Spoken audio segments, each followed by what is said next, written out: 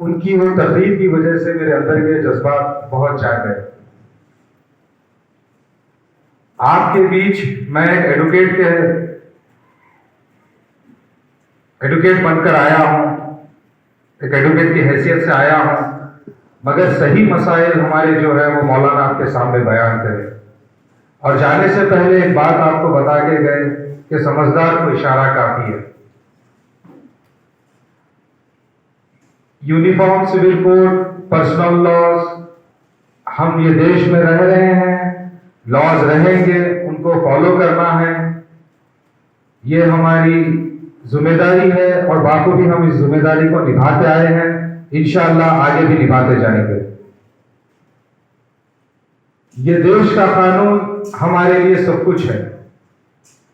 हम ये देश के कानून को जब ही मानेंगे जब हम अपनी कुरान और हदीस को मानेंगे। देश के कानून से पहले हमको हमारी कुरान और हदीस है, उसके बाद हम देश के कानून को मानेंगे।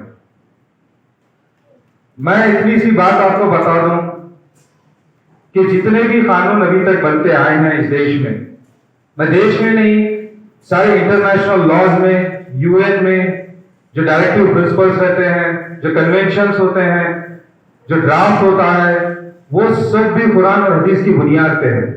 अगर हम वहां पे भी तवज्जो दें तो वो वही बात बताते हैं जो हमको हमारी कुरान और हदीस बताती है। तो हमें फख्र है हमारी कुरान और हदीस पे। इसीलिए हम चाहते हैं कि अगर कोई भी कानून जो आने वाला है या जो आ चुका है वो कुरान और हदीस के दायरे के बाहर ना हो। वही वजह है जो आज आपके बीच में मैं आके ठहरा हूं। तो चलिए हम चलते हैं पहले हमारी पर्सनल लॉज के ऊपर। देखिए, ये एक डेमोक्रेटिक कंट्री है, ये भारत देश जो है ये एक डेमोक्रेटिक कंट्री है। इसके वास्ते जब बाबा साहब अम्बेडकर इस कमेटी के, कॉन्स्टिट्यूशन कमेटी के चेयरमैन थे और बहुत सारे लोग उनके साथ थे, तो ये सब चीजों को ध्यान रखते हुए कॉन्स्टिट्यूशन ड्राफ्ट किया गया है कि ये देश एक पर्टिकुलर रिलीजन का नहीं है, ना हिंदू का है, ना मुस्लिम का है, ना क्रिश्चियन का है, ना पारसी का है, ना सिख का है।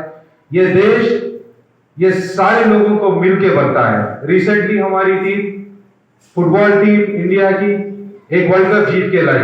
वहां पे एक मुस्लिम भी खेला, एक सिख भी खेला, एक क्रिश्चियन भी खेला, तो हम एक कप जीत के लाए। यही वजह है जो ये देश की खूबसूरती को हमेशा सारी दुनिया में कायम रखता है। तो जब ये कॉन्स्टिट्यूशन ड्राफ्ट हो रहा था तो ये सब चीजों को ध्यान में रखते हुए ये कॉन्स्टिट्यूशन को ड्राफ्ट किया गया।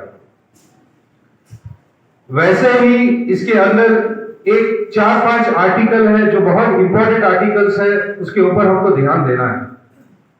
वो फर्स्ट है हमारा आर्टिकल 14 जो हमें राइट टू इक्वालिटी देता है, हमको बराबरी का हिस्सा देता है। और यहाँ पे बहुत ही पढ़े लिखे लोग बैठे हुए हैं, उलमा इकराम मौजूद है, तो मुझे ये बताने की जरूरत नहीं है कि आर्टिकल 14 जो है, जो सबको एक साथ रखने का हक देता है, वो कहां से आया। अगर आप सोचने में पड़ जाएंगे तो ये इस्लाम से आया। इस्लाम ही एक ऐसी चीज थी जो आपको एक साथ रहने का, ना किसी के ऊपर कोई है ना किसी के नीचे कोई है। अगर घर का नौकर भी है, अगर महलों में नौकर भी रहते तो बादशाह के साथ बैठ के खाना खाते। चलिए, नमाज हमारी, अगर नमाज में पहला जो एक बादशाह का नौकर है वो उसकी घर की सफाई करता है, नमाज का वक्त हो गया, मस्जिद में पहले पहुंच गया तो वो पहली सफ में ठहर गया, और बादशाह लेट आया वो पीछे की सफ में ठहरता। हमारे पास ये डिफरेंस नहीं था। वही वजह थी जो आर्टिकल 14 हमारे कॉन्स्टिट्यूशन में इंसर्ट किया गया। अब उसके बाद आता है आर्टिकल 15, वहां पे वुमेन्स को स्पेशल राइट्स दिए गए। अब आप बोलेंगे जब article 14 right to equality mention women's के इक्वालिटी की बात कर रहा है तो वुमेन्स को स्पेशल स्टेटस कैसा मिला। वुमेन्स को स्पेशल स्टेटस उनकी वजूहात की वजह से मिला जो इस्लाम में भी दिया जाता है। यहां पे चंद एक्सेप्शंस है वुमेन्स के लिए, जैसे कि नौकरी की तलाश जब वो करते हैं, नौकरी कोई काम कहीं एम्प्लॉयमेंट में अपना एप्लीकेशन भरते हैं तो उनके लिए आप देखते हैं कि स्पेशल रिजर्वेशन रहता है, वो आर्टिकल 15 के अंदर रहता है। तो ऐसे कॉन्स्टिट्यूशन को बहुत ही अच्छी तरीके से जैसा एक नायब हीरे को तराशा जाता है, उसकी एक वैल्यू की जाती है, वैसे बनाया गया है इस देश का कॉन्स्टिट्यूशन। ये कॉन्स्टिट्यूशन को समझने के लिए इसकी हिस्ट्री, इसके एक एक अल्फाज को समझने की जरूरत है। ये आसान काम नहीं था। तो मैं आपको बार बार कॉन्स्टिट्यूशन इसलिए बता रहा हूं क्योंकि हमें उस कॉन्स्टिट्यूशन की अहमियत जानना है। वही कॉन्स्टिट्यूशन है जो आपको और हमको जोड़ता है। अब लॉज की बात करें तो जैसे कि यूनिफॉर्म सिविल कोड आने वाला है या उसकी बिल पेश की गई है, वो 1970 से चलते आ रहा है। अभी 2023 में हम हैं, 4-5 मिनिस्टर, प्राइम मिनिस्टर चले गए, 4-5 पार्लियामेंट्रियंस खत्म हो गए, उसके बावजूद भी यूनिफॉर्म सिविल कोड नहीं आ सका। इंशाल्लाह आएगा भी नहीं, क्योंकि ये नामुमकिन चीज है। जैसे अभी मेरे से पहले एक मौलाना तकरीर में बता रहे थे कि मौलाना नहीं, हमारे पीर साहब बता रहे थे कि गोदरेज की मैनुअल लेके आप दूसरा प्रोडक्ट नहीं खरीद सकते। तो मैं भी सोचा आपको उसी लाइन में ये बात करूं कि गोदरेज का प्रोडक्ट लेके फिलिप्स का प्रोडक्ट नहीं क्यों खरीद सकते। क्योंकि गोदरेज के मैन्युफैक्चरर को पता है कि उसके अंदर क्या क्या लेकुनाज है, क्या क्या ड्रॉबैक्स हैं, और उसके अंदर क्या क्या अच्छाइयां हैं और क्या क्या बुराइयां हैं। वो उसी हिसाब से अपना मैनुअल देता है। और फिलिप्स को भी पता है कि उसके अंदर क्या क्या अच्छाइयां हैं, क्या क्या बुराइयां हैं, वो भी अपने हिसाब से मैनुअल देता है। मगर मैं बोलता हूं कि गोदरेज और फिलिप्स ये दो अलग अलग कंपनी होंगे, मगर जो प्रोडक्ट मैन्युफैक्चर करें, हमारा जो प्रोडक्ट वो मैन्युफैक्चर हुआ सो है, वो हम मानते हैं कि वो अल्लाह ताला है। अल्लाह ताला जब हमको बना रहे थे, अल्लाह ताला जब हमको इस दुनिया में भेजे, तो ये उनको पता था कि इंसानी फितरत किस हद तक जा सकती है। वही इंसानी फितरत के वास्ते हमको जीने का तरीका मौलाना बताए कि पैदा होने से लेकर मरने के बाद भी आपको किस तरीके से रहना है, वो शरीयत बताती है। ये इस्लामी कानून हो गया। अब हिंदू लॉज है, क्रिश्चियन लॉज है, फारसी लॉ है, जैन लॉज है। अब इनको पूरों को आप कैसे कंसोलिडेट करेंगे? मुश्किल है, बहुत ही मुश्किल काम है। जैसे कि जब ये भारत देश आजादी से पहले यहाँ पे सती सिस्टम फॉलो किया जाता था। सती सिस्टम क्या था? जब कोई औरत के शौहर मर जाते तो उनको जिंदा उसी शौहर के साथ जलाया जाता। ये इस्लाम में नहीं था। फिर उसके बाद यहाँ पे चाइल्ड मैरिजेस भी लीगलाइज थे।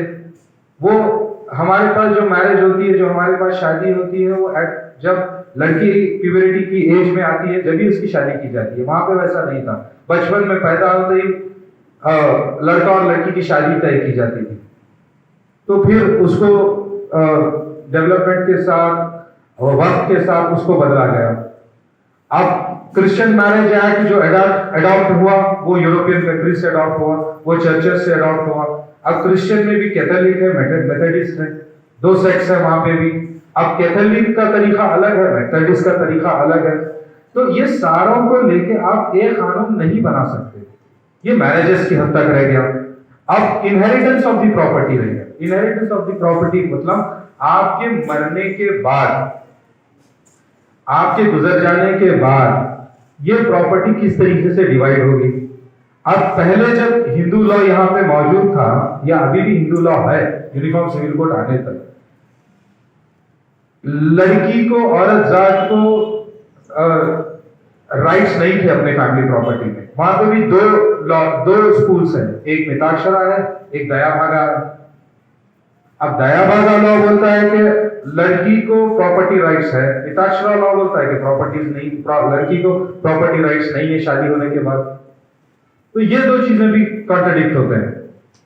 मगर इस्लाम में ऐसा नहीं है। इस्लाम में आपको आपकी शादीशुदा, चाहे आपकी अगर बहन है, आपके वालिदैन गुजरने के बाद आपके घर के जितने अफराद हैं उनके सबके बीच में प्रॉपर्टी डिवाइड होना है। अब वो प्रॉपर्टी किस तरीके से डिवाइड होना है वो बहुत ही कॉम्प्लिकेशन कैलकुलेशन है। मगर जनरल कैलकुलेशन ये बता दूं मैं आपको कि 75% जो प्रॉपर्टी का हिस्सा है वो मेल मेंबर्स में डिवाइड होगा और 25% जो हिस्सा है वो फीमेल मेंबर में डिवाइड होगा।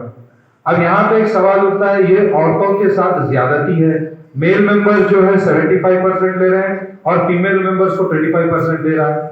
ये औरतों के साथ ज्यादती हुई। अचानक हमारे देश के प्रधानमंत्री को और यहाँ के लॉ कीपर्स को ये अचानक कहां से जाग गया पता नहीं कि यहाँ पे मुस्लिम औरतों के साथ ज्यादती हो रही है। इसके जवाब में देखिए, औरत जब तक घर में है वो बेटी है, वो बहन है। जब वो घर छोड़ के जाती है तो वो किसी की बीवी बनती है, किसी की माँ बनती है। तो ये घर की जो जिसके घर में वो बेटी है, जिसके घर में वो बहन है, वो प्रॉपर्टी का हिस्सा उसे मिल रहा है। फिर वहां पे जब किसी की बीवी बन के किसी की माँ बन के जाती है, वहां से भी उसको हिस्सा मिल रहा है। वहां से भी उसको डिनाई नहीं है, यहां से भी उसको डिनाई नहीं है। मगर मर्द आदमी जो अपने वालिदैन की प्रॉपर्टी है उसको ही इनहेरिट कर सकता है, वो किसी और की प्रॉपर्टी इनहेरिट नहीं कर सकता। ये माशरे की अलग बात है। मौलाना बता रहे थे कि हम ये बात भूल गए। आज हमारे घर के दामाद उनके बीवियों का हिस्सा अपने ससुरे से पूछ रहे। ऐसा तो कहीं भी लिखे हुआ नहीं है। मगर ये कॉन्सेप्ट जो फॉलो हम कर रहे हैं वो शायद हमारे इस्लाम को कमजोर कर रहे हैं। ये वजह है जो हमारा इस्लाम कमजोर हो रहा।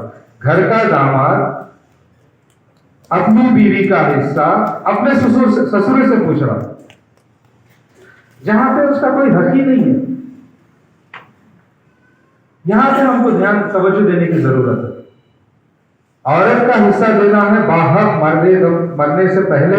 हो सका तो मेरे यहाँ पे सारे बुजुर्ग लोग बैठे हुए हैं, मैं उनसे अदबन गुजारिश करना चाहता हूं कि आप मरने से पहले अगर हिस्सा बांट दिए तो बहुत बेहतरीन तरीका है। कोई लॉ की जरूरत नहीं है, कोई कोर्ट की जरूरत नहीं है, कोई यूसीसी की जरूरत नहीं है, कोई मुस्लिम सक्सेशन एक्ट की जरूरत नहीं है, कोई इंडियन सक्सेशन एक्ट की जरूरत नहीं है।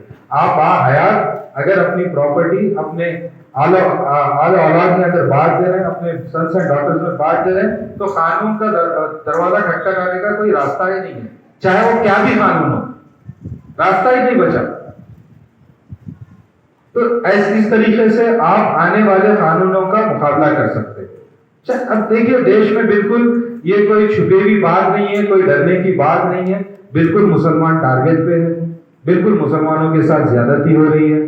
आप वुमेन्स प्रोटेक्शन एक्ट, ट्रिपल तलाक की बिल एनैक्टमेंट करके लेके आए, उस पर मद्देनजर रखते थे, वो भी बात सही है। आप रिसेंटली क्योंकि रिजर्वेशन कर्नाटका से ले लिया गया, उस पर भी कुछ नहीं कर सकते। हाँ, बिल्कुल मुसलमान टारगेट पे है, मगर हम लोगों को भी बहुत संजीदगी से, हिकमत से काम लेना है। डरना और घबराने की बात नहीं है कि क्या आने वाला है, कैसा आने। मैं ये रिसेंटली एक 1.5-2 महीनों से एक पिछले स्पेशली एक 15 डेज से ये अजब सा एक माहौल देख रहा हूँ कि घबराहट देख रहा हूँ कि क्या होने वाला है। यूसीसी आने वाला है, यूसीसी आने वाला है, यूनिफॉर्म सिविल कोड आने वाला है। इससे हमारा क्या होगा? कुछ नहीं होता। क्या भी नहीं होने वाला है। इससे पहले भी एक्ट्स आए सो है, इससे पहले भी एक्ट्स बने सो है, उससे फर्क नहीं पड़ा, इंशाल्लाह आगे भी नहीं पड़ने वाला है। मगर मैं चाहता हूं कि आप बाशऊर होके अपने अपने हुकूक पे जिस तरीके से शरीयत बताती है उस पर मुकम्मल तरीके से चलिए, तो इंशाअल्लाह आपको मेरे जैसे वकीलों की भी जरूरत नहीं पड़ेगी। जिस तरीके से अगर आप सेहतमंद रहे, आप सुबह उठ के अपनी वॉक करें और सही खाना खाए और सही वक्त पे सो गए, सही वक्त पे उठे, तो आपकी सेहत अच्छी रहती है, आपकी डॉक्टर को जरूरत नहीं पड़ती। अगर आप शरीयत पे चले तो आपको कोर्ट और वकील की जरूरत भी नहीं पड़ेगी इंशाअल्लाह। अब बात होगी कानून में जो यूसीसी में हमारे ऊपर कॉम्प्लिकेशंस आए, क्या क्या आएंगे। यूसीसी के कॉम्प्लिकेशंस अभी क्लियर नहीं है, कोई बिल हमारे नजरों के सामने नहीं है जिसके बारे में हम उसके अंदर लिकुनास या ड्रॉबैक्स या उसके अंदर के खामियां या उसकी अच्छाइयां हम बता सकें। यह अलग बात है। लॉ कमीशन ऑफ इंडिया एक प्रपोजल भेजी कि अगर किसी को ऑब्जेक्शन है, कोई प्रपोजल है, तो वो फलाना डेट तक सबमिट करे। जो जमात इस्लामी हिंद एक ऐप के थ्रू, एक साइट के थ्रू ऑलरेडी अपना काम कर रही है, ऑब्जेक्शन सबमिट मेल के थ्रू हो रहे हैं। हो सका तो आप लोग वही लॉ कमीशन ऑफ इंडिया को बाय पोस्ट भी अपने ऑब्जेक्शंस भेज सकते हैं, ये अलग बात है। मगर हिंद अब यूसीसी आएगा तो कैसे आएगा? देखिए, यूसीसी लाने का फॉर्मेट क्यों ला रहे हैं? जब सवाल हो रहा है तो ये बता रहे हैं कि हम यूनिफॉर्म सिविल कोड ला रहे हैं कि सबके लिए एक ही कानून है। तो हम बोल रहे हैं भाई ये देश में ऐसा नहीं चलता, मुसलमान अपना पर्सनल लॉ फॉलो कर रहे हैं, हिंदू लोग अपना पर्सनल लॉ फॉलो कर रहे हैं, क्रिश्चियन अपना पर्सनल लॉ फॉलो कर रहे हैं, और हर एक को ये हम ये नहीं बता रहे हैं कि जैसे देखिए हमारे ऊपर क्रिमिनल लॉज है, आईपीसी है, चोरी हो गई तो इस्लामी कानून के हिसाब से जिसने चोरी की उसका हाथ काट दिया जाता, मगर इस देश में आपको 7 साल की सजा है। इसमें हम कोई इंप्लीमेंटेशन नहीं चाह रहे हैं। हमारे जो पर्सनल लॉज को हम प्रोटेक्शन चाह रहे हैं वो हमारे सक्सेशन, इनहेरिटेंस और मैरिजेस में चाह रहे हैं।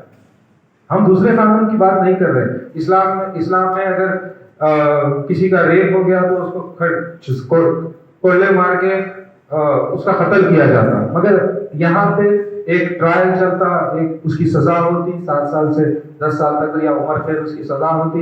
ये आईपीसी का कानून हो गया। मगर हमारे जो पर्सनल लॉज हैं, जो जिसको शादी है, जो सक्सेशन है, जो इनहेरिटेंस है, स्पेशली इसको हम डिस्टर्ब हम हमारी हुकूमत से यही गुजारिश है कि इसको मत डिस्टर्ब करें। डिस्टर्ब करेंगे तो समझ में नहीं आ रहा कैसा करेंगे। अगर यूसीसी लाए तो क्या बोलेंगे कि इस्लाम में जिस तरीके से शादी का तरीका है, कि इस्लाम में शादी के तरीके को कॉन्ट्रैक्ट माना गया है, यहाँ पे प्रपोजल है, एक्सेप्टेंस है, कंसिडरेशन है, उसके बाद आपका शादी आपकी कबूल होती है। अब प्रपोजल क्या है? आप रिश्ता भेजें। एक्सेप्टेंस क्या है? आप रिश्ता कबूल करें, कबूल की तरह। कंसिडरेशन क्या है? वो महर की रकम है।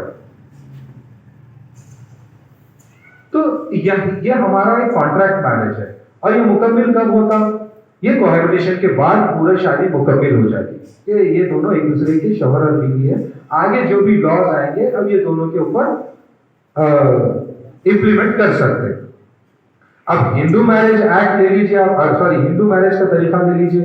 बास कास्ट में सतपति फॉलो किया जाता है, जैसे कि आप देखते हैं कि आग के आतराफ 7 फेरे लगाए जाते हैं। बास जगह बुद्धिज्म में 7 फेरों का कॉन्सेप्ट नहीं है। क्रिश्चियन मिशनरीज में जाइए, वहां पे जिस तरीके से आप यहाँ पे काजी साहब को एक एप्लीकेशन देते हैं, वहां पे भी उनके मिनिस्टर के पास एक एप्लीकेशन देना है। एप्लीकेशन देने के बाद वो मैरिज को सोलमनाइज करते हैं। सोलमनाइज बोले तो उस मैरिज को पूरी तरीके से मुकम्मल करके फिर वो रजिस्ट्रेशन ऑफिस में रजिस्टर होता। अब अगर और एक कॉम्प्लिकेशन अगर ये बोल रहे हैं, यूनिफॉर्म सिविल कोड हम इसलिए लाना चाह रहे हैं क्योंकि हम चाहते हैं कि इस देश में हिंदू मुस्लिम से शादी कर ले, मुस्लिम हिंदू से शादी कर ले। शायद उनका एक पार्ट ऑफ द आर्गुमेंट हो सकता है, नहीं बोल के नहीं। जो ये पूरा मैं एनालाइज अजम्पशन और प्रिजम्पशन पे बात कर रहा हूँ, क्योंकि हमारे पास अभी तक यूनिफॉर्म सिविल कोड बिल नहीं है। शायद ये उनका पार्ट ऑफ आर्गुमेंट हो रहा होगा कि हिंदू मुस्लिम से शादी कर ले सकता है, या मुस्लिम हिंदू से, या क्रिश्चियन मुस्लिम से, या मुस्लिम क्रिश्चियन से। जो भी प्रोज एंड कॉन्स होंगे, जो भी अपनी अपनी जगह जो भी चीज होगी, उसके लिए आपके पास ऑलरेडी स्पेशल मैरिज एक्ट है। स्पेशल मैरिज एक्ट के अंदर आपको अपना रिलीजन पे चलते हुए आप शादी कर सकते हैं रजिस्ट्रार में जाके। फिर यूनिफॉर्म सिविल कोड की क्या जरूरत है? स्पेशल मैरिज एक्ट के अंदर बस आपको, अगर आप शादी किसी लड़का और लड़की के बीच में इर्रेस्पेक्टिव ऑफ देयर रिलीजन अगर जाके शादी करना है, तो आप रजिस्ट्रार ऑफिस जाना है, एक एप्लीकेशन फॉर्म देना है, उन्हें 30 दिन की नोटिस लगाते। 30 दिन के दरमियान अगर ये शादी से किसी को ऑब्जेक्शन है तो ऑब्जेक्शन फाइल करना है। अगर 30 दिन तक ऑब्जेक्शन नहीं हुआ तो रजिस्ट्रार दोनों लड़का और लड़की को बुलाता, उनके आधार कार्ड चेक करता, वो लोग मेजर है चेक करता, मेजर है शादी के काबिल है, एक्सेप्ट हो गया शादी उनकी। अब वहां पे फिर ये जो इनहेरिटेंस है, मैरिज जो सक्सेशन लॉज हैं, वो अलग उनके लिए अलग प्रोविजंस बनाए गए हैं। फिर यूनिफॉर्म सिविल कोड की हमको जरूरत नहीं है। अब फिर उनका पार्ट ऑफ द आर्ग्यूमेंट है ये यूरोपियन कंट्रीज जो, यूएस जो, वहां पे सबके लिए एक ही कानून है। बेशक यूरोपियन कंट्रीज और यूएस जो है वहां पे सबके लिए एक कानून है, हम मानते हैं, इसको तो हम डिनाई नहीं कर सकते, तो है, कानून तो है। मगर वो ऑलरेडी क्रिश्चियन स्टेट्स डिक्लेयर हो गए, क्रिश्चियन कंट्रीज डिक्लेयर हो गए। क्या है? आप अगर यहाँ पे यूनिफॉर्म सिविल कोड लाना चाहते हैं तो पहले ये देश कौन से रिलीजन को फॉलो करना है, पहले वो क्लियर करना है। क्या ये मुमकिन है? अगर ये मुमकिन होता, पार्टीशन के बाद जब इंडिया और पाकिस्तान अलग हुआ, तो जब भी framers of the constitution, chairman of the constitution इसको लागू कर देते, क्यों पीछे हटते? जब भी ये मसले वहां पे उनके सामने आए थे। मगर जब क्या करे, चलो ठीक है, ये बात है, तो हम एक काम करेंगे, इसको डायरेक्टिव प्रिंसिपल्स के अंदर इंक्लूड करें। अब डायरेक्टिव प्रिंसिपल्स क्या है, ये बात भी हमको समझने की जरूरत है। डायरेक्टिव प्रिंसिपल्स ये है कि स्टेट में सोशली रिफॉर्म, पॉलिटिकली रिफॉर्म और रिलीजियसली रिफॉर्म के लिए स्टेट्स कोई लॉ इंप्लीमेंट कर सकती। अब जैसे काउ स्लॉटर बिल कर्नाटक में है, गोवा में काउ स्लॉटर इलीगल नहीं है, तो आपके सोशल और पॉलिटिकल डेवलपमेंट के लिए स्टेट्स एक डायरेक्टिव प्रिंसिपल है, आप ये पर्टिकुलर बिल एनैक्ट कर सकते हैं, स्टेट्स के ऊपर है। अभी ये सेंट्रल एक्ट नहीं है, स्टेट्स के ऊपर एक्ट है। तो स्टेट्स, अब अगर कर्नाटका स्टेट में ही अगर वो लोग यूसीसी लाना चाहते हैं, यूनिफॉर्म सिविल कोड लाना चाहते हैं, तो कैसे लेके आएंगे? कैसे लेके आएंगे? यूनिफॉर्म सिविल कोड लाना मेरे नजरिए में और मेरे जैसे थिंकर्स की नजरिए में और बड़े बड़े जो ऑलरेडी एडुकेट्स हैं, जो इसको एडुकेट कर रहे हैं, जो इसके ऊपर पढ़ रहे हैं, यूनिफॉर्म सिविल कोड लाना नामुमकिन ही नहीं, नामुमकिन से बड़ी चीज है इस देश में लाना, बहुत नामुमकिन चीज है। अब जैसे कि यहाँ पे हम northern part of Karnataka, Hyderabad Karnataka, जो रिसेंटली कल्याण कर्नाटका के रीजन से हमको जाना जा रहा है, यहाँ पे शादी का तरीका क्या है? निकाह होता, लड़का एक साइड, लड़की एक साइड। आप थोड़ा सदर्न पार्ट में चले जाइए, बैंगलोर, मैसूर वगैरह, वहां पे लड़का और लड़की साथ में बैठे हुए रहते स्टेज पे। ये कल्चर को कैसा डिफर करेंगे? क्या ये कल्चर डिफर हो सकता? वैसे ही हम किसी के कानून को अडॉप्ट नहीं कर सकते। हम बिल्कुल रिस्पेक्ट करते हैं हिंदुइज्म का, हम बिल्कुल रिस्पेक्ट करते हैं क्रिश्चियनिटी का, हम बिल्कुल रिस्पेक्ट करते हैं सिखिज्म का। उनके उनके अपने पर्सनल लॉज हैं, हम उनके लॉज को रिस्पेक्ट करते हुए हम चाहते हैं कि हमारे भी लॉज का रिस्पेक्ट हो। हम किसी के लॉ के खिलाफ नहीं है, वो उनका मानना है। अगर मैं कुर्ते पैजामे में कंफर्टेबल हूँ, कोई और अगर पैंट शर्ट में कंफर्टेबल है, तो वो उसकी मर्जी है। मैं कुर्ते पैजामे में कंफर्टेबल हूँ, मैं कुर्ता पैजामा पहनना चाहता हूँ। कोई पैंट शर्ट में कंफर्टेबल है तो पैंट शर्ट कंफर्टेबल, वो पैंट शर्ट पहनना चाहता है। बस इतनी सी बात है, सीधी सीधी बात है। तो यूनिफॉर्म सिविल कोड अगर आएगा तो कौन से डायरेक्शंस को डायरेक्टिव प्रिंसिपल्स के अंदर लेके आएगा, ये अभी तक बात क्लियर नहीं है। तो मैं खुसूसी यहाँ पे बैठे हुए सारे जिम्मेदार लोग हैं, बहुत ही पढ़े लिखे लोग हैं, तो मैं आपसे अगर गुजारिश करना चाहता हूँ कि इसके ऊपर इतना तवज्जो देने की जरूरत नहीं है। इसके अंदर हम ही तवज्जो दे रहे हैं। कोई भी एक व्हाट्सएप पे एक मैसेज आ गया कि फलाना यूनिफॉर्म सिविल कोड पे है, यूट्यूब पे क्लिक कर रहे और उसके व्यूज देख लीजिए आप। इससे हम हमारा कंसर्न प्रूव कर रहे कि हम कितना बड़ा इसके ऊपर हम इसकी तवज्जो दे रहे हैं। और ये इलेक्शन का एक गिमिक है बस। मगर मैं ये नहीं बोल रहा कि हम खामोश भी बैठना है। अगर लॉ कमीशन ऑफ इंडिया अगर एक सजेशंस ऑब्जेक्शंस पूछी तो बिल्कुल उसको सबमिट भी करना है। आप भी सबमिट कीजिए, आपके आसपास जो रहने वाले हैं उनको भी बोलिए कि हो सका तो इसके ऊपर ऑब्जेक्शन सबमिट करिए। इसको जानना भी जरूरी है।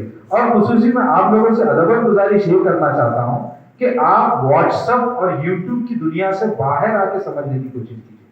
अभी जो हमारे मौलाना बता रहे थे शादियों को लेते हुए, हम शरीयत की बात कर रहे हैं मगर हम बिल्कुल शरीयत के बहुत दूर हैं। मैं कोर्ट में रहता हूं, मैं इसका प्रैक्टिकल गवाह हूं। शर्म आती है ये बात बोलने कि जब मेरे सुबह सुबह मेरी पर्दानशीन बहनें वहां पे कोर्ट के दरवाजे में अपनी पुकार का इंतजार करते। बड़ी शर्म के साथ ये बात आपके सामने में रखा। मैं जब मेरी वकालत शुरू करा था तो मैं एक अपने आप से एक ओथ लिया था कि मैं motor vehicle act cases, accident cases और डाइवर्स केसेस के बीच में नहीं जाऊंगा। ये मैं खुद से ओथ लिया था। मगर जब मैं प्रैक्टिकली कोर्ट में उतरा, देखा कि इसका मिसयूज हो रहा, तो मेरे को मजबूरी वो भी केसेस सब लेना पड़ा। इसका गुनहगार वो वकील नहीं है जिसके पास आप जा रहे हैं। इसका गुनहगार वो सोसाइटी नहीं है जो आपके पास वहां पे भेज रहे हैं। इसके गुनहगार आप खुद हैं। इसका जिम्मेदार मैं भी हूं। आप यकीन जानिए, आज अगर हम डेटा निकाल लिए कोर्ट्स में कि मैरिजेस के ऊपर जो स्पेशली मेंटेनेंस के ऊपर जो केसेस कोर्ट में दाखिल हुए हैं मुसलमानों के, यकीन जानिए ना क्रिश्चियन कम्युनिटी के हैं, ना जैन कम्युनिटी के हैं, ना सिख कम्युनिटी के हैं, बस मुस्लिम कम्युनिटी के। अब आप बोल रहे होंगे ये चार कम्युनिटी के साथ ही हमारा नाम क्यों नहीं है? क्योंकि हम ही ये देश में माइनॉरिटीज हैं। इन्हीं वजूहात की वजह से आज हमारे ऊपर यूनिफॉर्म सिविल कोड की जो दहशत बिठाई जा रही है, इन्हीं वजूहात की वजह से। क्या वजूहात है जो हमारी औरतें 4 महीने 6 महीने, मौलाना की बात बहुत कड़वी थी, मैं भी उनका साथ देता हूँ, मैं इसीलिए बता रहा था कि मौलाना अपनी बात कंटिन्यू कर दें। क्या वजूहात है जो हमारे कोर्ट का दरवाजा खटखटाना पड़ रहा? क्यों हमारे पास ऐसी कोई सोसाइटी नहीं है जो मियाँ बीवी को बिठा के सुलझा इस बात को सुलझा के खत्म कर सके? क्यों हमारे पास कोई ऐसी एनजीओ नहीं है जो यहाँ पे कोर्ट के बाहर ही उस चीज का सेटलमेंट कर दे, कोर्ट तक जाने भी मत दे? क्या वजूहात है जो हमारे रिश्ते कोर्ट तक आ रहे हैं? पार्टीशन सूट्स ले लीजिए आप। एक वाकया ऐसा भी है कि माँ बाप जाने के बाद भाई अपने बहनों को हक देने के लिए तैयार है, उन्हें बोल रहा है कि इसकी जायदाद है, मैं इसको बेच के तुम्हारा हक क्या है अदा कर दे तो शरीयत कानून के मुताबिक। मगर वो बहनों के शौहर ये बोल रहे कि नहीं, हम कोर्ट को जाते हैं, और बहनें मजबूरी हो जाए शौहरों की वजह से कोर्ट में सालों तक केसेस पेंडिंग है। और जब सालों तक आपके केसेस पेंडिंग है तो आपके रिश्तों में इख्तलाफ आ रहे हैं। बचपन से जो आप अपनी बहनों और भाइयों के साथ अपनी जिंदगी गुजार के इतने बड़े बन रहे, यहां तक पहुंचे, अचानक ये दोनों बहनों भाइयों के बीच में इख्तलाफ, और सुबह हम फजर की नमाज पढ़ने जा रहे हैं और अल्लाह से दुआ मांग रहे अल्लाह ताला मेरी कमाई में बरकत दे। हम जा रहे किधर? मेरे को मालूम है यहाँ पे आप लोगों के बीच में मेरे को पर्सनल लॉज और यूसीसी के बारे में बोलने बुलाए। पर्सनल लॉज और यूसीसी जो भी है इंशाल्लाह इसको हम प्रोटेक्ट करेंगे, इसको कुछ भी होने नहीं देंगे। मगर यहाँ पे भी हमारी कमियां हैं। पुलिस स्टेशन जाइए आप, पुलिस स्टेशन कुछ भी मसला हो गया, मियाँ बीवी का मसला हो गया, आप सीधा पुलिस स्टेशन जा रहे हैं। पुलिस स्टेशन में पुलिस समझा रही भाई तुम्हारे कौम में ऐसी बात नहीं है, तुम्हारे इस्लाम में ये चीज की इजाजत नहीं देती, तुम ऐसा एक दूसरे से क्यों लड़ रहे? अरे वो सब छोड़ो जी, वो बाद में देखेंगे, तुम्हारा तो केस करो। तो हम क्या मैसेज पहुंचा रहे हैं? क्या मैसेज पहुंचा रहे हैं? आप देखिए, मैं बस इसके सॉल्यूशंस आपको इतना बताऊंगा कि आप घरों में चाहे वो आपके लड़के होंगे या लड़कियां होंगे, उनको सही तरबियत दीजिए कि कोर्ट बहुत आसान चीज नहीं है। कोर्ट में जब एक बार केस आ जाता ना, वहां पे ही 90% रिश्ते टूट जाते हैं। कोर्टों से बहुत दूर रहिए।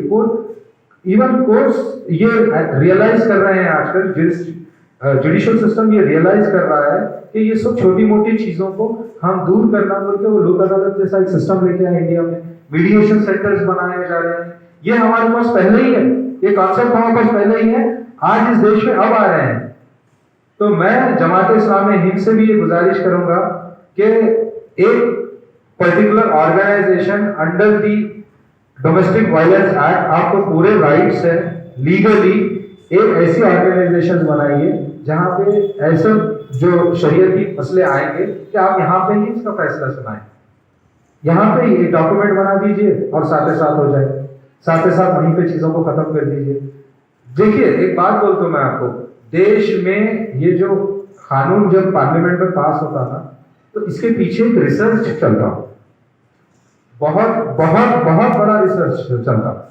ऐसा नहीं है कि रातें रात 3 बजे से उठे और ये कानून बनाना है बनाएंगे, नहीं, उनके पास सारे डॉक्यूमेंट्री एविडेंस है। आप कल अगर कोर्ट में इसको आर्ग्यूमेंट की तरह लेके जाएंगे, मैं एक वकील रहते हुए बड़ी जिम्मेदारी के साथ ये बात कर रहा हूं कि जब आप इस चीज को कोर्ट में चैलेंज करने जाएंगे ना, वहां पे उनके पास सारा डेटा अवेलेबल रहेगा, सारा डेटा, और हमारे पास उसकी जवाब हम देते देते थक जाएंगे। अब मैं डेटा की तरह आपको बता दूं, अब यूनिफॉर्म सिविल कोड क्यों आना है, तो आप वहां पे वो डेटा ऑलरेडी प्रोड्यूस रहेगा कि शोहर और बीवी के बीच में इतने सारे ये सारे मसाइल हुए हैं, ये मसले होने की वजह से ये कोर्ट में इतने सालों से केसेस पेंडिंग है। तो इसका मतलब ये लोग शरीयत के कानून के ऊपर बराबर नहीं चल रहे हैं, हम शरीयत के कानून की जरूरत नहीं है, हम आपको ये कानून लेके आना है।